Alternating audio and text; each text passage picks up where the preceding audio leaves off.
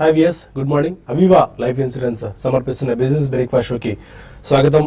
అరుణ్ జైట్లీ జాదు నిన్న చేశారు. చాలా రోజు నుంచి ఎదురు చూస్తున్నాం బడ్జెట్ ఎలా ఉంటుంది, కార్పొరేట్ వర్గాలకు ఫేవరెట్గా ఉంటుందా, ఆర్ ప్రో పూర్ ఉంటుందా, అంటే సామాన్యులకు అండదండగా బడ్జెట్ ఉంటుందా, సంక్షేమ కార్యక్రమాలకు ఎక్కువగా నిధులు కేటాయిస్తారా, 5 రాష్ట్రాల ఎన్నికల నేపథ్యంలో ఎలాంటి స్టాండ్ గవర్నమెంట్ తీసుకుంటుంది, అంటే డిమానిటైజేషన్ తర్వాత వచ్చిన బడ్జెట్ కాబట్టి ఎలాంటి స్టెప్స్ తీసుకుంటారు, ఎందుకంటే చాలా కీలకమైన బడ్జెట్ కాబట్టి అని చెప్పి ప్రపంచవ్యాప్తంగా ఉన్న ఇండియన్స్ అందరూ ఎదురు చూశారు. అండ్ ఎస్పెషల్లీ ఇండియన్ కార్పొరేట్ వర్గాలు కూడా చాలా ఆసక్తిగా ఈ బడ్జెట్ను ఎదురు చూశారు. అయితే ఎవరిని నొప్పించకుండా ఈ బడ్జెట్ సాగిందని చెప్పుకోవాలి. అటు మెరుపులు లేవు, పిడుగులు లేవు అన్న ఇది ప్రస్తుతం మార్కెట్ వర్గాల్లో కూడా ఉంది. ఎందుకంటే నో షాక్ బడ్జెట్ అనేది ప్రస్తుతం దీన్ని అరుణ్ జైట్లీ ప్రవేశపెట్టారు. అందరినీ కొద్దో గొప్ప సంతృప్తి పరిచే విధంగానే బడ్జెట్ ప్రసంగం సాగింది. ఎస్పెషల్లీ కార్పొరేట్ వర్గాలకు కూడా కొద్దో గొప్ప ఆయన వరాలు ప్రకటించారని చెప్పుకోవాలి. అండ్ ఎప్పటి నుంచి ఎదురు చూస్తున్న పర్సనల్ ఇన్కమ్ ట్యాక్స్ స్లాబ్స్ లో చేంజెస్ ఏది లేకపోయినప్పటికీ 2.5 lakhs నుంచి 5 lakhs మధ్య వార్షిక ఆదాయం ఉన్న వాళ్ళ ట్యాక్స్ స్లాబ్ ని 10% ఉన్నదాన్ని 5% చేశారు. ఇదొక పాజిటివ్ పాయింట్ గా మార్కెట్ చూస్తుంది. అండ్ ఎప్పుడైతే ఈ ప్రకటన వచ్చిన తర్వాత నుంచి మార్కెట్స్ లో చాలా స్పర్ట్ నిన్న మనం రావడం చూసాం. దాదాపు 450 నుంచి 500 పాయింట్ల మేర సెన్సెక్స్ నిన్న గెయిన్ అవడం, అండ్ నిఫ్టీ కూడా చాలా స్ట్రాంగ్ గా క్లోజ్ అవడం ఇదొక సంకేతంగా చెప్పుకోవాలి. ఎందుకంటే నెట్ ఆల్మోస్ట్ ఆర్థిక వ్యవస్థలోకి 12 నుంచి 15 వేల కోట్ల రూపాయలు ఈ డబ్బులన్నీ వస్తాయి కాబట్టి, ఎందుకంటే పన్ను తగ్గించిన నేపథ్యంలో ఇది only consumption and growth related స్టోరీకి దోహదపడుతుందన్న సంకేతాల నేపథ్యంలో ఈ మార్కెట్స్ నిన్న మంచి జంప్ రావడం చూసాము. మొత్తానికైతే అవి ఉంటే బాగుండేది, ఇవి లేవు అన్న దీంతో విమర్శలు చేయడం తప్ప ఇప్పటివరకు ఆయన ప్రవేశపెట్టిన బడ్జెట్ అయితే చాలా సాఫీగా అందరికీ ఆమోదయోగ్యంగా ఉన్న బడ్జెట్ గానే మనం దీన్ని అభివర్ణించుకోవాల్సిన అవసరం కనిపిస్తుంది. ఇంకా ఇంటర్నేషనల్ మార్కెట్స్ ఒకసారి చూసుకున్నట్టయితే ఏషియన్ మార్కెట్స్ లో కొద్దిగా వీక్ ట్రెండ్ మనకు కనిపిస్తుంది. SGX Nifty almost 30 points down తో ప్రస్తుతం మనం ట్రేడ్ అవడం చూస్తున్నాం. దీన్ని బట్టి మన మార్కెట్స్ కూడా కొద్దిగా గ్యాప్ డౌన్ తో ఓపెన్ అయ్యే సంకేతాలు ఉన్నాయి. అండ్ ప్రాఫిట్ బుకింగ్ కూడా ఇవాళ వచ్చే సంకేతాలు చాలా స్పష్టంగా మనకు కనిపిస్తున్నాయి. ఎందుకంటే నిన్న ఆల్మోస్ట్ మనకి 140 పాయింట్స్ మేర నిఫ్టీ పెరగడము, అండ్ సెన్సెక్స్ కూడా చాలా స్ట్రాంగ్ స్పాట్ వచ్చిన నేపథ్యంలో ఇవాళ కొద్దిగా ప్రాఫిట్ బుకింగ్ రావచ్చు. Most of the street expect చేసింది ఏంటంటే by and rumours cell on news అనుకున్నారు. నిన్న బడ్జెట్ వచ్చిన తర్వాత హ్యూజ్ సెల్లింగ్ ప్రెజర్ మార్కెట్స్ లో ఉండొచ్చని చెప్పి ఎక్స్పెక్ట్ చేశారు. అయితే అందుకు భిన్నంగా మార్కెట్ ప్రవర్తించి హ్యూజ్ బయింగ్ మనం మార్కెట్స్ లో చూసాం. చాలా స్ట్రాంగ్ 800-900 పాయింట్స్ పెరిగిన తర్వాత మార్కెట్స్ లో కొద్ది గొప్ప కరెక్షన్ కోసం వెయిట్ చేస్తుందని చెప్పుకోవాలి. బట్ అది ఏ రూపంలో వస్తుందో మనకు ఇప్పటికిప్పుడు తెలియదు కానీ, బట్ ఏదో పాయింట్ ఆఫ్ టైం అయితే ప్రాఫిట్ బుకింగ్ రాక తప్పని పరిస్థితుంది. అండ్ యుఎస్ మార్కెట్స్ లో ఫెడ్ మీటింగ్ నిన్న జరిగింది. అందరూ ఎక్స్పెక్ట్ చేసినట్టే పెద్దగా వడ్డీ రేట్లో ఎలాంటి మార్పులు చేయకుండా యుఎస్ ఫెడ్ నిర్ణయం తీసుకుంది. ట్రంప్ వచ్చిన తర్వాత మేబీ దీన్ని యుఎస్ ఫెడ్ రిలేటెడ్ మీద కూడా ఆయన జోక్యం చేసుకునే అవకాశం కనిపిస్తుంది. తర్వాత పాలసీస్ ఎలా ఉంటాయి, వాళ్ళ గైడెన్స్ ఎలా ఉంటుందో మనకు తర్వాత తెలిసే అవకాశం కనిపిస్తుంది. బట్ యాజ్ ఆఫ్ నో అయితే కొద్దిగా మన మార్కెట్స్ పాజిటివ్ మోడ్ లో ఉన్నాయి. అండ్ ఏదో పాయింట్ ఆఫ్ టైంలో కొద్దిగా ప్రాఫిట్ బుకింగ్ కి ఎదురు చూస్తున్నాయి. అయితే ఏ స్థాయిలో డౌన్ సైడ్ ఉంటుందన్నది ఇప్పటికిప్పుడు చెప్పడం కష్టంగా కనిపిస్తుంది. ఇప్పటివరకు మార్కెట్ ట్రెండ్ ఏంటి, ఈ టైంలో ఎలాంటి అప్రోచ్ మార్కెట్స్ లో తీసుకోవాలి అంశాలపై మనతో మాట్లాడేందుకు అనలిస్ట్ సిద్ధంగా ఉన్నాం. గుడ్ మార్నింగ్ మూత్ ఆఫీసర్. నిన్న ఒక నో షాక్ బడ్జెట్ లాంటిది మార్కెట్స్ లో వచ్చింది, అండ్ మార్కెట్స్ కూడా దీన్ని చీరప్ చేశాయి. మిడ్ సెషన్ తర్వాత ఎస్పెషల్లీ సడన్ స్పాట్ మార్కెట్స్ రావడం చూసాం. No one has expected this very strong move. చాలా స్ట్రాంగ్ గా మార్కెట్స్ క్లోజ్ అవడం మనం చూస్తున్నాము. ఎలాంటి సంకేతం కార్పొరేట్ వర్గాలకు ఇచ్చింది ఈ budget? Yeah, I think basically a no-shock budget is definitely good, Andy. But other than that, I think there are a lot of things which have been simplified. Ease of doing business అనేది ఒకటి చాలా prominent గా మనకి FIPB, we are going to abandon FIPB అని చెప్పడంలో they've sent a very strong signal to everybody, not only foreign portfolio investors and foreign institutional investors, even to investors who want to set up business in India. So FDI అనేది ఇప్పుడు FIPB లేకుండా కూడా వచ్చే అవకాశం చాలా ఎక్కువ ఉంది. So ఇటువంటి మనకి చర్యలు చేపట్టారు. అండ్ చిన్న ఊరట మనకి ట్యాక్స్ పేయర్స్ కలిగించినా కానీ ఐ థింక్ ఇండైరెక్ట్ ట్యాక్సెస్ లో పెద్దగా ఆయన ఏమీ మాట్లాడలేదు. ఎందుకంటే వన్స్ GST రోల్స్ అవుట్, దాని తర్వాత మనకి సెక్టర్ వైజ్ ఎంత మనం ట్యాక్స్ స్లాబ్స్ ఫిక్స్ చేస్తాం అనేది అప్పుడు మనం చూసుకోవచ్చు అని చెప్పి దాన్ని పక్కకు పెట్టారు. So that also is again good thing. Directly market కి మాత్రం long term capital gains, STT security transactions tax ఇవన్నీ కూడా యథావిధంగా ఉంచారు, స్టేటస్ గా మెయింటైన్ చేశారు కాబట్టి I think definitely that's a huge positive for the market అండి. సో ఇవన్నీ మనం చూసుకుంటే all in all I think it's been a really good budget, not even a balanced budget అని చెప్పాలి.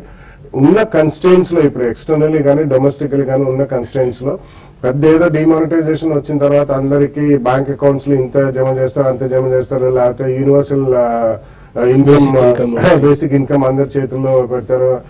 Nothing, there has been no populistic measures in the budget at all. Only allocations పెంచారు sector wise, which is definitely forthcoming అని అందరూ ఊహించారు కూడా. So మనకి transportation కానివ్వండి, agriculture sector కానివ్వండి, ఇన్ఫ్రాస్ట్రక్చర్ సెక్టర్ కానివ్వండి, అన్నిటికీ కూడా హ్యూజ్ అలొకేషన్స్ పెంచారు. Net 24% of expenditure has been increased.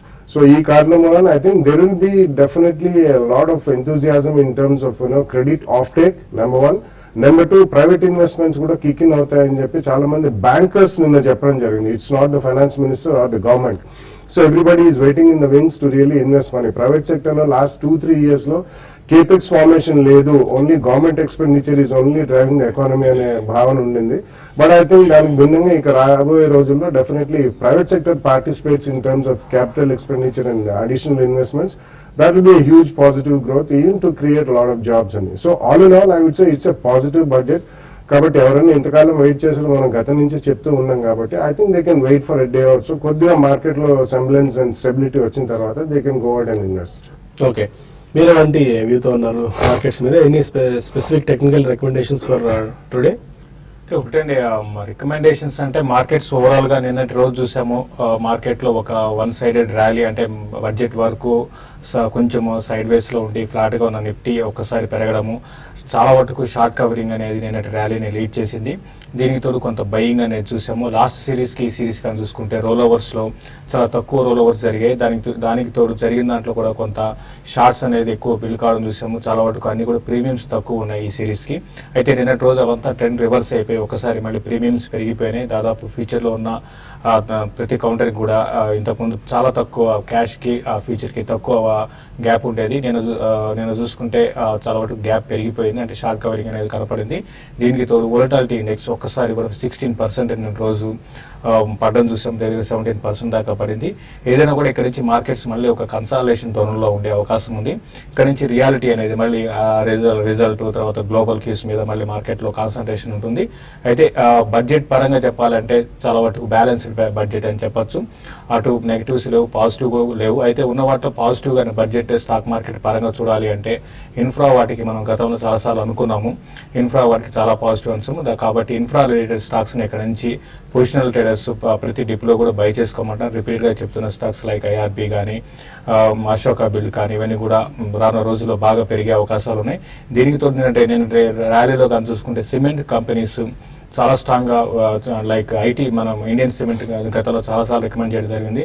52 week హైకి with volumes పరంగా చాలా స్ట్రాంగ్ వాల్యూమ్ జరిగిన, అదేవిధంగా హెడెల్బర్గ్ సిమెంట్ ఇవన్నీ కూడా చాలా స్ట్రాంగ్ గా రానున్న రోజుల్లో పెరిగే అవకాశం ఉంది.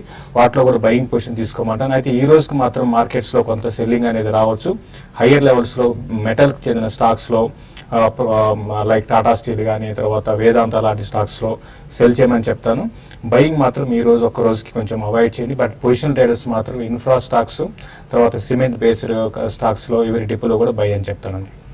ఓకే, అండ్ ఇన్వెస్టర్స్ నుంచి కాల్స్, ఈమెయిల్స్ తీసుకునే ముందు అవివా లైఫ్ ఇన్సూరెన్స్ సమర్పిస్తున్న బిజినెస్ బ్రేక్ఫాస్ట్ లో చిన్న బ్రేక్ తీసుకుందాం.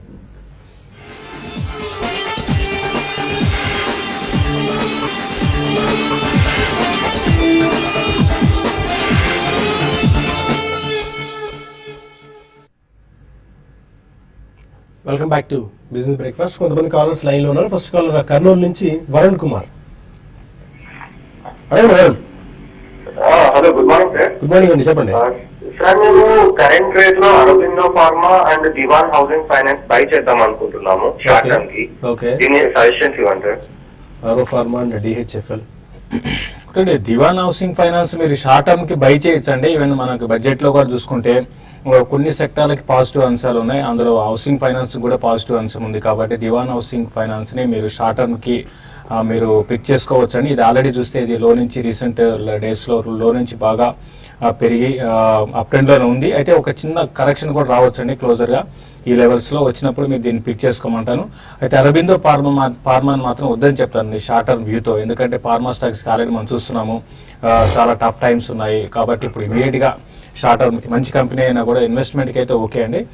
షార్ట్ టర్మ్ వ్యూతో మాత్రం అరబిందో ఫార్మాలో మీరు బయింగ్ వద్దని చెప్తాను. దీనికన్నా మీరు సిమెంట్ కంపెనీస్ లేదా ఇన్ఫ్రా రిలేటెడ్ కంపెనీస్కి వెళ్ళమంటాను. నిన్న కూడా చూస్తే 2% దాకా మైనస్లో ఉంది స్టాక్. ఇది కొంచెం వీక్నెస్ ఇంకా కొనసాగే అవకాశం కనపడుతుందండి. సిరిసిల్ల నుంచి మహేష్ మన కాలర్. హలో అడగండి Mahesh. Good morning sir. Good morning అండి, చెప్పండి. Sir Indraprastha medical corporation sir. Indraprastha medical corporation, okay. Sir అది నేను హోల్డింగ్ ఉన్నాను సార్ చాలా రోజులు ఉండి, లాంగ్ 1 year ఉండి. ఓకే దాని పొజిషన్ ఉంచుకోమంటారా, హోల్డ్ చేయమంటారా, సెల్ చేయమంటారా? Okay. Indraprastha medical corporation 55 rupees లో ట్రేడ్ అవుతుంది. Yeah, basically, I mean, this is not a great, money maker and it's a standalone hospital in Delhi, but ఇది కూడా అపోలో గ్రూప్ కి చెందిందే, కానీ బట్ standalone కాబట్టి it's a separate listed entity. It's not within Apollo Hospitals, which is also listed. So standalone hospitals, they have long gestation period అండి. ఇప్పుడిప్పుడే కొద్దిగా it's seeing some light at the end of the tunnel అని చెప్పొచ్చు. So ఈ కారణం వలన మీకు ఒకవేళ హాస్పిటల్ రంగంలోనే ఉండాలంటే I think it's better to shift out Apollo hospitals main అండి, బికాస్ వాళ్ళకి హ్యూజ్ నెక్స్ట్ 2 years లో కూడా ఎక్స్పాన్షన్ ఉంది. సో అబౌట్ 12 to 1300 రేంజ్ లో చాలా రోజుల నుంచి కొట్టుమిట్టాడుతుంది. That's a better option.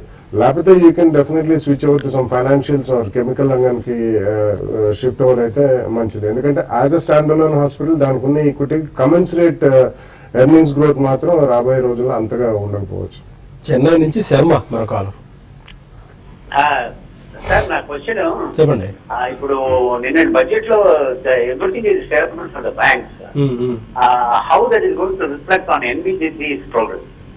Okay, fine అండి. నేను బడ్జెట్ లో ఎస్పెషల్ అయితే బ్యాంక్స్ కి పాజిటివ్ గా ఉంది కదా, ఎన్బిసిసి కి ఎలా ఉండే అవకాశం ఉంది? అయితే ఓవరాల్ బ్యాంక్స్ కి పాజిటివ్ గా అంటే they have to start lending money అండి. There is nothing absolute, everything is fair for the banks. Need a recapitalization only 10,000 crores commit చేశారు, and apart from that it's the banks that have to get more efficient. So NBFCs or NBFC అడిగారా? NBFCs are a better bet and ఎందుకంటే I think they are more aggressive in terms of lending, especially retail lending వచ్చేసరికి Bajaj Finance, we have seen actually how they grew in the last 3-4 years, followed by maybe Capital First ఇటువంటివన్నీ కూడా. So NBFCs ki there are different niche areas and kontamandi they are exclusively vehicle financing guys, used trucks kanindi, new trucks kanindi. Sundaram Finance is one strong company which has also got some subsidiaries. Cholamandalam Finance itvanti chaala unnai. Or you can even shift buy some private sector banks which will be more aggressive rather than a public sector banks. Because of valuations, public sector banks lo konni they look reasonably attractive, like maybe an SBI, PNB, Indian Bank ఇటువంటి. So you can consider buying those at 2 or 3 different price points. Vishnu Swaroop మరో caller ఉన్నారు. Hello, అడగండి Vishnu. Hello hello అండి, చెప్పండి. నేను BTech final year చదువుతున్నానండి. Hello, నేను BTech final year చదువుతున్నాను. Okay, చెప్పండి. ఇప్పుడు ఆప్షన్ ట్రేడింగ్ ఏదైనా ప్రొఫెషనల్ ట్రేడింగ్ నేర్చుకోవాలంటే అవకాశాలు ఏమైనా ఉన్నాయండి స్టాక్ మార్కెట్ లో? ఆప్షన్స్ ట్రేడింగ్ నేర్చుకుందాం అనుకుంటున్నారా? మీరు సలహా ఇస్తారా? కానీ ఆప్షన్ కి సలహా ఇవ్వడం అనేది ఉండదండి. అంటే దానికి మీరు సపరేట్ గా మీ ఓన్ గా మీరు నేర్చుకోవాల్సి ఉంటుంది. లేదంటే ఏదైనా క్లాసులు ఏమైనా కండక్ట్ చేస్తే మీరు అక్కడికి వచ్చి మీరు అటెండ్ కావచ్చండి. ఫ్యూచర్లో ప్లాన్లో కూడా ఉన్నాము, కాబట్టి మీరు అటెండ్ కామని చెప్తాను. అయితే ఒకటి ఆప్షన్స్ అనేది ఎట్లుంటుందంటే అండి, ఇది ముందు నుంచి మీకు అంటే మీరు బీటెక్ అంటున్నారు కాబట్టి చాలా ఏళ్ళు మార్కెట్లో ఉండి ఒక ఓవరాల్ ఫస్ట్ మార్కెట్ స్టడీ చేసినాక తర్వాత ఫ్యూచర్స్లో ఆప్షన్స్ అనేది చాలా రిస్కీ ఉంటుందండి. కాబట్టి దానికన్నా ఇన్వెస్ట్మెంట్ ఇప్పటి నుంచి మీరు స్లోగా మీకు ఉన్న మిగిలిన అమౌంట్ సేవింగ్స్ అమౌంట్ ఉంటుందో దాన్ని స్లోగా ఇన్వెస్ట్మెంట్ స్టార్ట్ చేయండి. మీరు కావాలంటే ఫ్యూచర్లో మీరు నేర్చుకొని తర్వాత అప్పుడు మీరు ఆప్షన్స్లో మీరు ట్రేడింగ్ చేయొచ్చు. ప్రస్తుతం అయితే మీకు క్లాసెస్ అనేది ఎప్పుడనేది తర్వాత చెప్తారండి. క్లాసెస్ కండక్ట్ చేయబోతున్నాం అండి. ట్రేడింగ్ సంబంధించి టెక్నికల్స్ అండ్ ఫండమెంటల్స్ వల్ల వాటికి సంబంధించిన వివరాలు మీరు తెలుసుకోవచ్చు. అండ్ గుడ్ దట్ మీరు చదువుతున్నప్పుడే బీటెక్ చదువుతున్న టైంలో మార్కెట్స్ ఇన్వెస్ట్ చేద్దాం అనుకోవడం, మార్కెట్స్ లో పార్టిసిపేట్ చేద్దాం అనుకోవడం. బట్ శేషు గారు అన్నట్టు ఆప్షన్స్ ట్రేడింగ్ అంటేనే రిస్కీ బెట్ కాబట్టి అవగాహన తెచ్చుకున్న తర్వాత మీరు you can start trading are investing. Hyderabad నుంచి షేక్ వాజిద్ మరో కాలం. హలో,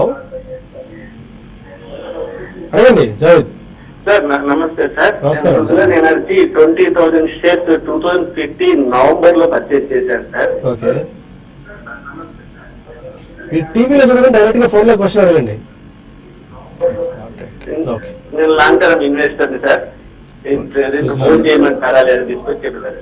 సుజలాన్ 20,000 హోల్డింగ్ ఉంది. ఏ రేట్ లో కొన్నారండి మీరు?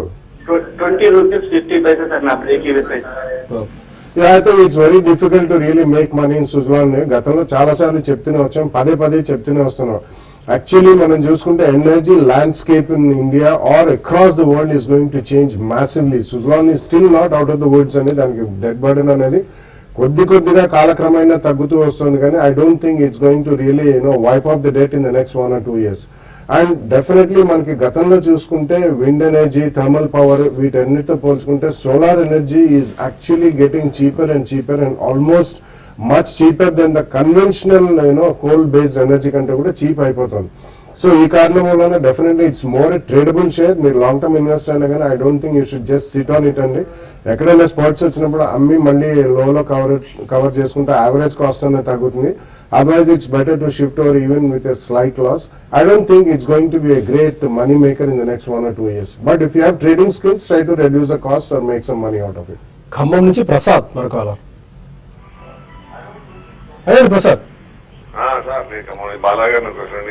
ఎన్సిఎల్ ఇండస్ట్రీస్ గానీ సౌరాష్ట్ర సిమెంట్ ఈ రెండు తీసుకున్నానండి. సౌరాష్ట్ర గ్యాబ్రియల్ అన్నారండి ఫస్ట్ స్టాక్. లాంగ్ టర్మ్ వ్యూలో తీసుకున్నాను, పర్వాలేదా? ఒకసారి ఫస్ట్ స్టాక్ రిపీట్ చేయండి ప్రసాద్ గారు. NCL industries, Saurashtra cement. Okay. Yeah, I think cement shares they had their dream run and తర్వాత కరెక్షన్ కూడా అట్లాగే చూసామండి మనం. Especially NCL industries we actually saw a extremely good run in the last 1 year to 18 months time span లో. But అక్కడ నుంచి correction కూడా బాగానే అయింది. But I think comparatively there are better stocks and you should go with the stronger stocks. Even South India based దాంట్లో మీరు తీసుకున్నా కానీ maybe a Kakatiya cement which also has sugar in it and extremely strong pedigree నుంచి వస్తుంది continuously even when the industry was not doing well, both cement as well as sugar కూడా. I mean they were a good dividend paying company. అలాగే Deccan Cements ఉంది, probably Sagar Cements, ఇవన్నీ కూడా compared to the equities they have huge capacities. So I think they would be a better bet అండి. But of course if you really want to buy top line stocks, I think you should buy Ultratech and Gujarat Ambuja on every decline. Okay, మనకు సమయం మించిపోతుంది. TV5 న్యూస్లో mails తీసుకోలేకపోతున్నాం. అయితే మీరు TV5 మనీకి tune in అవ్వండి, profit your trade వేదిక ద్వారా. అక్కడ మరిన్ని కాల్స్ అండ్ ఈమెయిల్స్ మనం తీసుకుందాం. Stay with us.